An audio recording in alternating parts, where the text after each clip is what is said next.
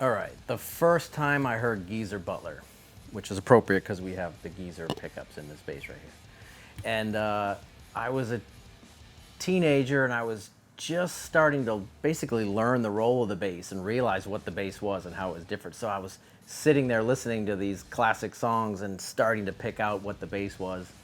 And that's I remember having one of those moments with the song War Pigs, which is you realize the role of the bass player, you could really do your own thing over here while the guitar is doing something different. And I remember an important moment in War Pigs where Tony Iommi's just hitting that chord, the intro chord, and Geezer is just walking all around doing his own thing, and the whole time it's just a single guitar chord. And I remember having that moment of like, wow, you can walk around with a bass part there, and you're basically using all the notes that's in that chord he's holding, just walking around. So it's like,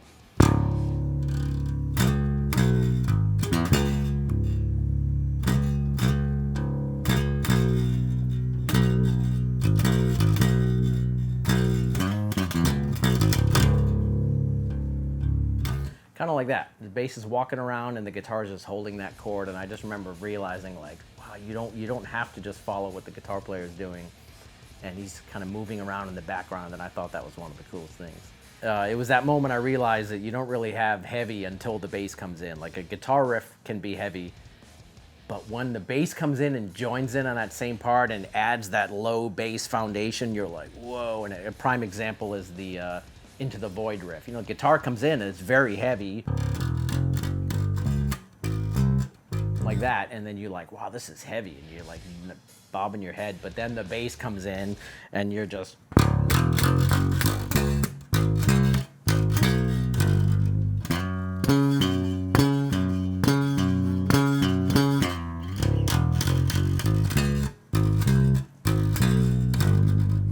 and man, when that drops in, you're just like, oh, it just gets so heavy. And that's when I realized like what the bass does. It adds this whole giant low chunk to the bottom of it.